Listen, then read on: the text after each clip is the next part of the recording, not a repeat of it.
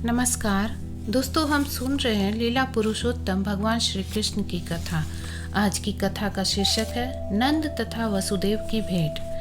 आइए श्रवण करते हैं। यद्यपि कृष्ण वसुदेव तथा देवकी के असली पुत्र थे, किंतु कंस के अत्याचारों के कारण वे अपने पुत्र का जन्मोत्सव भी नहीं मना सके। फिर भी धर्मपिता नंद महाराज के अत्यंत उत्साह के साथ कृष्ण का जन्मोत्सव मनाया। दूसरे दिन ही यह घोषणा कर दी गई कि यशोदा के पुत्र उत्पन्न हुआ। वैदिक प्रथा के अनुसार नंद महाराज ने विद्वान ज्योतिषियों तथा ब्राह्मणों को जन्मोत्सव संपन्न कराने के लिए आमंत्रित किया। शिशु के जन्मोपरांत ज्योतिषी जन्म लग्न की गणना करते हैं और शिशु के भावी जीवन की जन्म पत्रिका तैयार करते हैं। शिशु जन्म के बाद एक अन्य उत्सव भी किया जाता है। उसमें परिवार के लोग स्नान करके शुद्ध होते हैं और आभूषणों तथा मालाओं से अपने आप को सजाते हैं और तब वे सब शिशु तथा ज्योतिषी के समक्ष शिशु का भविष्य सुनने के लिए उपस्थित होते हैं। अतः नंद महाराज तथा उनके परिवार के अन्य लोग वस्त्राभूषित होकर जन्म स्थान के समक्ष आकर बैठ गए। इस अवसर पर समवेत सारे ब्राह्मणों के अनुष्ठानों के अनुसार शुभ मंत्रोच्चार किया और ज्योतिषियों ने जन्मोत्सव संपन्न कराया। इस अवसर पर सारे देवताओं तथा पितरों की भी पूजा की गई। नंद महाराज ने ब्राह्मणों को 2 लाख अलंकृत गौवें दान में दी। गौवों के साथ साथ उन्होंने स्वर्णालंकृत वस्त्रों तथा विविध आभूषणों से सुशोभित अन्य के ढेर भी दान किए। इस संसार में धन धान्य की प्राप्ति कई प्रकार से होती, किंतु कभी कभी यह प्राप्ति ईमानदारी तथा पवित्र साधनों से नहीं होती, क्योंकि संपत्ति संचय की यही प्रकृति है। अतः वैदिक आदेशों के अनुसार इस तरह अर्जित संपत्ति की शुद्धि ब्राह्मणों को गौ तथा सोने का दान देकर की जाती है। नवजात शिशु की भी शुद्धि ब्राह्मणों को अन्नदान देकर की जाती है। हमें सदैव समझना चाहिए कि इस संसार में हम सदैव कल्मषयुक्त अवस्था में रह रहे हैं। अतः हमें अपने जीवन, अपनी संपत्ति तथा स्वयं को शुद्ध करना होगा। जीवन की शुद्धि शरीर को भीतर तथा बाहर से नित्य स्नान एवं सफाई द्वारा और इस प्रकार के शुद्धि संस्कारों को स्वीकार करके की जाती है। वेदाध्ययन, आत्म साक्षात्कार तथा परम सत्य के ज्ञान द्वारा आत्मशुद्धि की जा सकती है। अतः वेदों में कहा गया है कि जन्मना प्रत्येक व्यक्ति शूद्र होता है और शुद्धि संस्कार द्वारा वह द्विज बनता है। वेदों के अध्ययन से मनुष्य विप्र बनता है और ब्राह्मण बनने के लिए यह अनिवार्य योग्यता है। जब ब्राह्मण पूर्णता को प्राप्त कर लेता है तो वह वैष्णव या भक्त बन जाता है। उस उत्सव में एकत्रित सारे ब्राह्मणों ने शिशु के सौभाग्य के लिए विविध मंत्रों का स्तवन किया। विविध मंत्रोच्चार सूत, मागध, वंदी तथा विरुदावली कहलाते हैं। इन मंत्रों तथा गीतों के उच्चारण के अतिरिक्त भेरी और दुंदुभियां भी घर के बाहर बज रही थी। इस अवसर पर सभी घरों में तथा गोचरों तक में विविध हर्ष ध्वनियां सुनाई पड़ती थी। घरों के भीतर तथा बाहर पीसे चावल से नाना प्रकार के काला पूर्ण चित्र बनाए गए थे और सड़कों तथा गलियों भर में सुगंधित जल छिड़का जा रहा था। छतों तथा छज्जों को झंडियों तथा बंधनवारों में सजाया गया था। सारे द्वार हरी पत्तियों तथा फूलों से बनाए गए थे। सारी गौओं, बछड़ों तथा सांडों को तेल तथा हल्दी का लेप लगाया गया था। गेरू आदि रंगीन खनिजों से उन्हें चित्रित किया गया था। उन्हें मोर पंखों के हार पहनाए गए थे और वे रंगीन वस्त्र तथा सुनहरे हारों से सुसज्जित थे। जब सभी ग्वालों ने सुना कि कृष्ण के पिता नंद महाराज अपने पुत्र का जन्मोत्सव मना रहे हैं तो वे परम प्रसन्न हुए। उन्होंने बहुमूल्य वस्त्र धारण किए और विविध प्रकार के कर्णाभूषणों तथा हारों से अपने शरीर को सजाया तथा अपने सिरों में पगड़ी धारण की। इस प्रकार से वस्त्राभूषित होकर वे विविध प्रकार की भेंटें लेकर नंद महाराज के घर आए। जब समस्त गोपियों ने सुना कि यशोदा के पुत्र को जन्म दिया है तो वे आनंद से विभोर हो उठी और उन्होंने भी अमूल्य वस्त्रों तथा आभूषणों से अपने को अलंकृत किया और अपने शरीर में सुगंधित द्रव्य छिड़का। जिस प्रकार पराग की धूलि से कमल पुष्प की शोभा बढ़ जाती है, उसी प्रकार समस्त गोपियों ने अपने कमल के समान मुखमंडलों पर कुमकुम रज का लेप किया। फिर ये सुंदर गोपियां अपनी अपनी भेंटें लेकर नंद महाराज के द्वार पहुंची। अपने भारी नितंबों तथा उन्नत उरोजों से बोझिल ये गोपियां नंद के घर की ओर तेजी से नहीं चल पा रही थी, किंतु कृष्ण के आह्लादकारी प्रेम से वे जल्दी जल्दी चलने लगी। उनके कानों में मोती की बालियां थी, गले में रत्न जटित हार थे और उनके होठ तथा नेत्र विभिन्न प्रकार के रंजकों तथा कज्जल से अलंकृत थे। उनके हाथों में स्वर्णिम चूड़ियां थी। जैसे ही वे तेजी से पक्की सड़क पार कर रहे थे कि उनके शरीर को अलंकृत करने वाली पुष्प मालाएं टूट टूट कर गिर रही थी, जो इस प्रकार प्रतीत हो रही थी मानो आकाश से पुष्प वर्षा हो रही हो। शरीर के विविध आभूषणों की गति से वे और भी सुंदर लग रही थी। इस प्रकार वे गोपिकाएं नंद यशोदा के घर पहुंची और बालक को इस प्रकार आशीष देने लगी, हे बालक, तुम हमारी रक्षा के लिए चिरंजीवी हो। जब वे इस प्रकार बालक कृष्ण को आशीर्वाद दे रही थी तो उन्होंने तेल में बना हल्दी का लेप, दधी, दूध तथा जल का मिश्रण न केवल बालक पर अपितु वहां पर उपस्थित अन्य लोगों पर छिड़का। इस शुभ अवसर पर विविध प्रकार के बाजे भी बज रहे थे। जब ग्वालों ने गोपियों की लीलाएं देखी तो वे अत्यंत प्रमोदित हुए और वे भी उन पर दधी, दूध, मक्खन तथा जल छिड़कने लगे। फिर दोनों ओर से मक्खन फेंका जाने लगा। नंद महाराज भी गोपियों की ये लीलाएं देखकर परम प्रसन्न हो रहे थे। उन्होंने एकत्रित चारणों को अत्यंत उदारता पूर्वक दान दिया। इनमें से कुछ चारण उपनिषदों तथा पुराणों से आख्यान गा रहे थे, कुछ पूर्वजों का गुणगान कर रहे थे और कुछ मनोहर गीत गा रहे थे। वहां पर अनेक विद्वान ब्राह्मण उपस्थित थे। नंद महाराज इस अवसर पर परम प्रसन्न होकर उन सबों को वस्त्र, आभूषणों तथा गौओं का दान दे रहे थे। इस संबंध में यह जान लेना आवश्यक होगा कि वृंदावन वासी मात्र गोपालन के कारण कितने समृद्ध थे। सारे ग्वाले वैश्य जाति के थे, जिनकी वृत्ति गोपालन तथा कृषि थी। उनकी वेशभूषा तथा आभूषणों एवं आचरण से ऐसा प्रतीत होता था कि वे एक छोटे गांव के वासी हैं, किंतु वे अत्यंत समृद्ध थे। उनके पास इतनी प्रचुर मात्रा में दूध तथा दूध से बनने वाले उत्पाद थे कि वे उन्हें बेरोक टोक एक दूसरे पर फेंक रहे थे। उनकी संपत्ति दुग्ध, दही, घी तथा अन्य दुग्ध उत्पाद थी और वे कृषि उत्पादों का व्यापार करने से विविध प्रकार के रत्नाभूषणों एवं परिधानों से समृद्ध थे। उनके पास न केवल ये सारी वस्तुएं थी, अपितु वे उन्हें नंद महाराज की तरह दान में लुटा सकते थे। इस प्रकार कृष्ण के धर्म पिता नंद महाराज ने वहां पर एकत्रित सभी लोगों की इच्छाओं की पूर्ति की। उन्होंने हर एक का स्वागत किया और जिसने जो चाहा उसे दान में दिया। विद्वान ब्राह्मणों के पास आय का अन्य साधन न था, अतः वे अपने भरण के लिए वैश्य तथा क्षत्रिय जातियों पर आश्रित रहते थे। उन्हें जन्म दिवस, ब्याह आदि अवसरों पर उपहार प्राप्त होते रहते थे।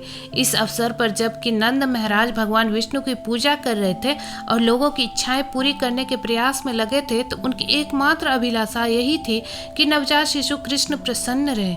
नंद महाराज को इसका तनिक भी ज्ञान न था कि यह बालक मूल विष्णु है, अपितु वे उसकी रक्षा के लिए भगवान विष्णु से प्रार्थना कर रहे थे। बलराम की माता रोहिणी देवी वसुदेव की अत्यंत भाग्यशालिनी पत्नी थी। यद्यपि वे अपने पति से दूर थी, किंतु महाराज नंद के पुत्र कृष्ण के जन्मोत्सव पर उन्हें बधाई देने के लिए उन्होंने भी सुंदर सुंदर वस्त्र धारण किए। वे माला, कंठहार तथा अन्य आभूषण पहनकर उस स्थान में गए और इधर उधर टहलने लगी। वैदिक प्रथा के अनुसार जिस स्त्री का पति घर में नहीं होता वह श्रृंगार नहीं करती, किंतु रोहिणी ने पति के दूर होने पर भी इस अवसर पर श्रृंगार किया। कृष्ण जन्मोत्सव के वैभव से यह स्पष्ट है कि उस समय वृंदावन सभी प्रकार से संपन्न था।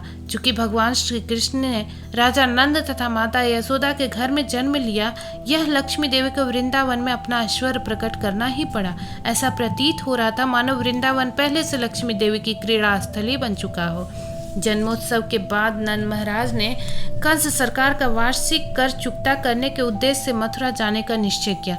जाने से पूर्व उन्होंने गांव के सक्षम ग्वालों को बुलाया और अपनी अनुपस्थिति में वृंदावन की देखरेख करने का आदेश दिया।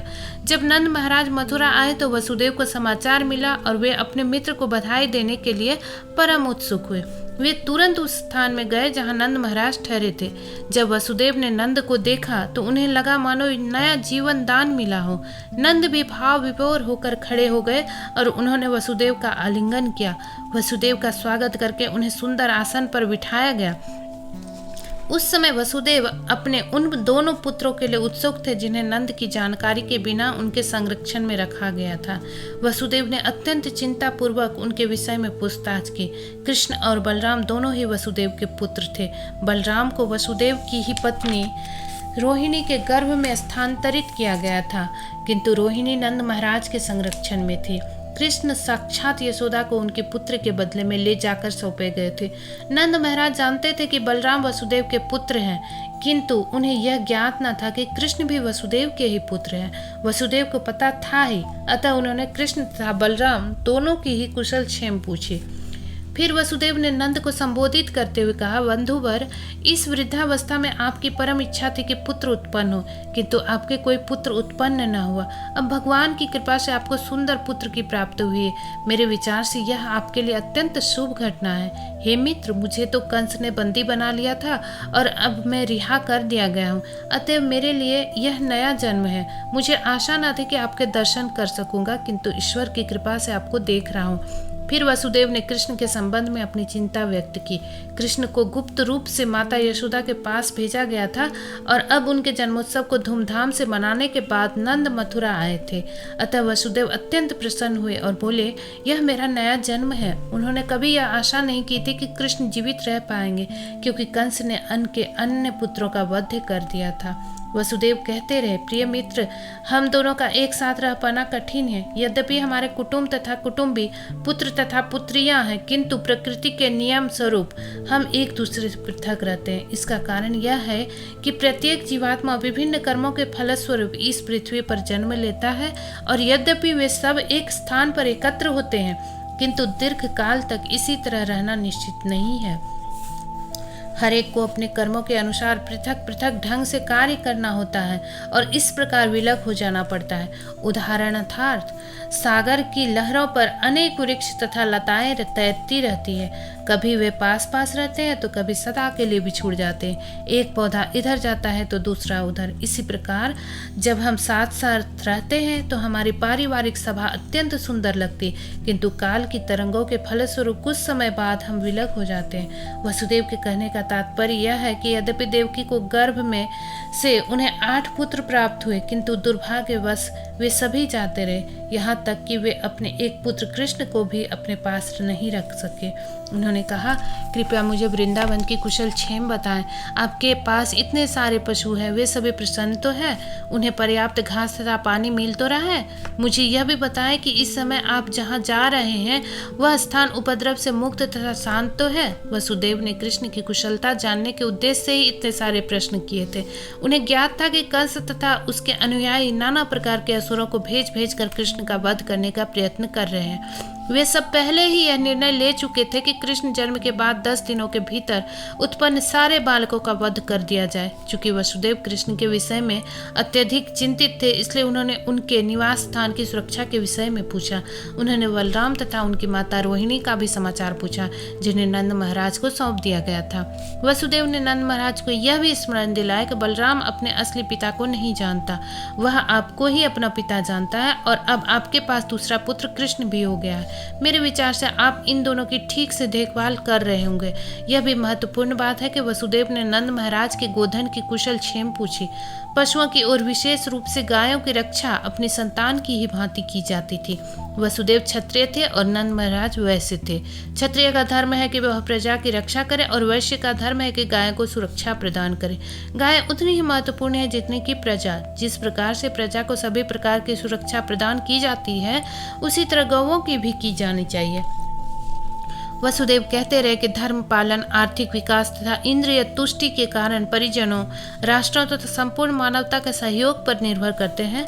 अतः यह प्रत्येक व्यक्ति का कर्तव्य है कि उसके समान नागरिकों तथा गौओं को कोई कष्ट न पहुंचे। उसे अपने बंधुओं तथा पशुओं की शांति तथा सुविधा का ध्यान रखना चाहिए, तभी धर्म, अर्थ तथा काम की प्राप्ति सरलता से हो सकती है। वसुदेव को दुख था कि वे देवकी से उत्पन्न अपने ही पुत्रों को संरक्षण प्रदान करने में असमर्थ रहे। उन्हें लग रहा था कि वे धर्म, अर्थ तथा काम सभी खो बैठे हैं। यह सुनकर नंद महाराज ने उत्तर दिया, हे प्रिय वसुदेव, मुझे पता है कि आप कंस द्वारा देवी से उत्पन्न सारे पुत्र के वध किए जाने के कारण अत्यंत संतप्त हैं। यद्यपि अंतिम शिशु कन्या थी, किंतु कंस उसे मार नहीं पाया, वह स्वर्ग लोक में चली गई। हे मित्र, शोक न करें, हम सभी अपने अदृश्य कर्मों द्वारा नियंत्रित हैं।